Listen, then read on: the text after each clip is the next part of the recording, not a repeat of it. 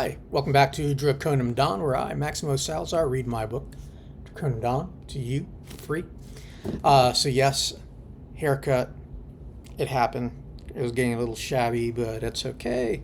Looking nice and clean cut once again. I haven't heard back from my publisher. He's, like I said, he's out of country right now, but hopefully we'll get graphics going soon. And something I have not mentioned in a good while is that actually we'll be giving this exact book away. It's what I've been reading from since day one, to some lucky winner. We'll figure out how we're going to get that done, though. I don't know how I'm going to be doing that, but I will figure it out, and hopefully the end of this long journey, we'll get it out to you. But all right, so we're still on part one, and I'm going to be continuing on with chapter 18. So let's get started. Aquila. Thoughts of Kira's beauty, gentleness, kindness, resilience, her draconum nature enveloped her mind. Tired and leathery feet hung limply in water as she sat by the edge of a massive ebon pool of pure mountain water that had collected over thousands of still rotations, but artfully maintained by Quet's technicians without the use of harsh chemicals. The vacant room served as a draconum water survival training facility. As it was supper time, it was empty, which was a perfect place for Aquila to be alone with her thoughts. For 17 stealth rotations, she guarded and loved Kira. Still rose and set, and she did not know how much longer she could keep her feelings bottled up inside. Every moment she spent with her, which was nearly the entire day, she wanted to scream out how much she loved her. Her young ward was currently in the lion's den enjoying a succulent meal, more than likely, with creatures that wished to entrap her by political machinations.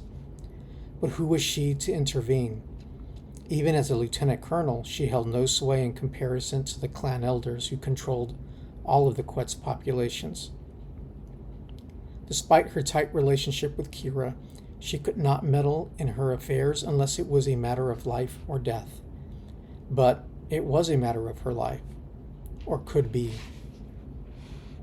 With a quick slip, the warrior officer was in the chill water, moving across to the other side with slow and gentle movements.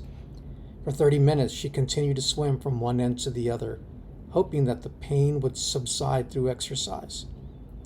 It failed to ease it, but the aerobic activity would tire her to the point of physical exhaustion. Of course, that was reckless in and of itself. She needed to remain fully alert for Kira's sake. After finishing her final lap, she glided out of the soothing water with a short thrust from a pair of well-toned legs, followed by a singular, powerful burst of her wings. Waddling over to the warm air dryer, Aquila thought for only a brief moment that the one day she would tell Kira how she felt about her. If only that day could be today, my love, she wished. I would wrap you up in my wings and fill you with my all. Of course, it would only serve to confuse you and maybe even hurt you, something I would never do. Aquila's well-toned legs wobbled momentarily at the thought. She needed to bury her feelings again, even deeper this time. But I will think about it one more time. Kira, you are... The door to the room opened up, allowing harsh light to invade the gently illuminated space as several soldiers strolled in for an after-dinner swim. Spotting the superior officer, they began to turn around. Fully composed again, she faced her subordinates. All done here. Come in for a dip. The water is amazing. Settled in her quarters, Aquila stared at her monitors in anticipation of Kira's return to the safety of the Supreme Chancellor's spaces. A communique popped up on her screen. It was Vol. He and Kira would be another hour at Clan Elder Loon's quarters. The younglings were having so much fun together that they saw no need to end the engagement so quickly. Do not worry, Lieutenant Colonel. Kira is well taken care of. A shiver ran up Aquila's back, causing her feathers to stand up for a brief moment. After acknowledging Vol's message, she reclined deeply into her perch and closed her eyes. Behind them, Kaler was smiling as he always did, always full of life and happiness. She found it ironic that a young military officer and one of great historical lineage such as he could be so reckless and carefree. Lieutenant Colonel Jack was his father, but Kaler seemed fit to be more of a Socran, a philosopher, than a warrior. Although physically gifted, she pummeled him in every combat simulator and hand-to-hand training sessions. He didn't even try, she thought. Maybe he was allowing her to win, but that was not likely. He was in the royal class, and she in the overseer. What would he want with her? "Stop letting me win," she growled. "You are not serving either of us if that is what you're doing." Her green eyes locked onto hers. Before he smiled broadly, "Did you ever stop to consider that maybe you are just a really good combatant?" She looked away towards the edge of the mountain and into the clear celeste sky. "You make it too easy. Every simulator and sparring session you seem to give up on me. But you never have a problem thrashing the other males, or females for that matter. Am I that good that I am your only weakness?" Maybe. "This is not a joke, Kaler.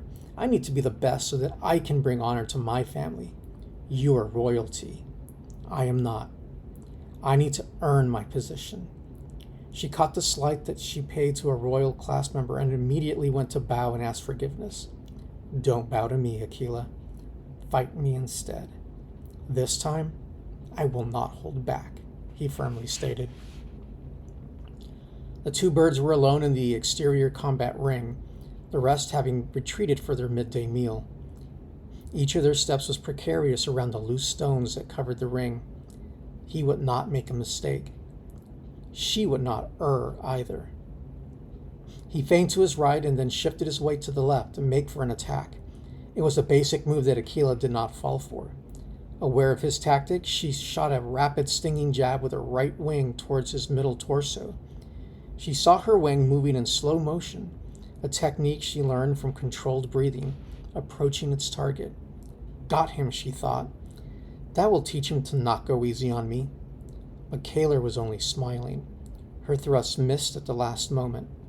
Before she could get over her shock, he was kicking her legs out from underneath her. He allowed her to stand up by herself. They circled each other again, with some shock and fear now taking firm hold of Aquila's mind. He was surely not holding back. As before, she squirmed. Afraid that she would be trapped again, she hesitated to take the openings he mockingly flaunted at her. He made another feint, but seeing it for what it was, she did not react. A second later, she was on her back again, a jagged rock sharply jutting itself into her muscles. "Damn it," she roared as he continued to smile.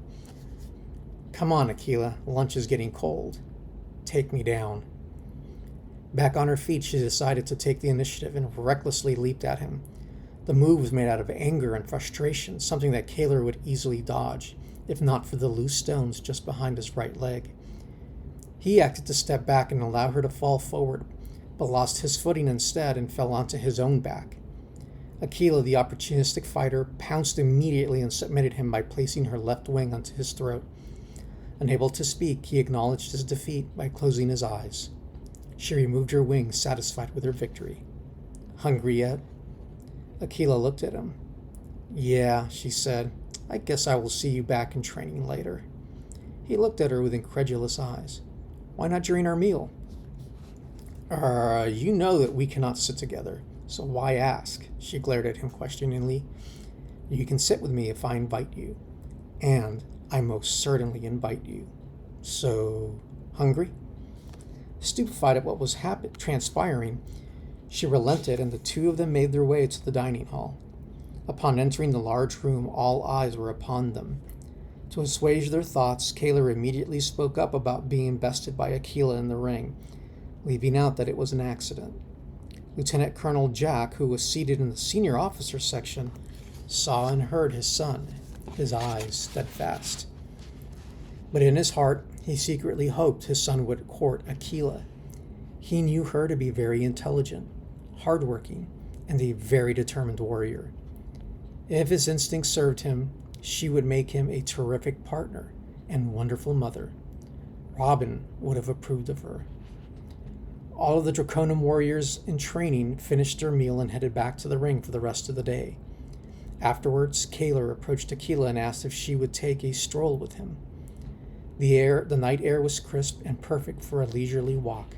Besides, he stammered, supper would not be ready for another 30 minutes. Because she did not have an excuse to reject him, she relented. And because he did not have an excuse to stay quiet, at the end of their walk, he told her she was beautiful. Every night since that day in the ring, they took a walk before their evening meal. Every night, they fell more in love. And on one magical day, before his father, Lieutenant Colonel Jack, and with permission from the then Supreme Chancellor, the two birds wed. All right, that ends that chapter. Sorry for the little stutter there. A little fly decided to make its way onto my desk. All good. If you happen to like this format where I read my book to you for free, please click those like and subscribe buttons and get the word out. And if you cannot wait, you just happen to like this story so much, you can always order my book online through Amazon. Remember, it's Draconum Dawn by Maximo Salazar. It's also available through Goodreads and Barnes & Noble, online only. But all right, thank you. Until next week, we'll see you then. Peace.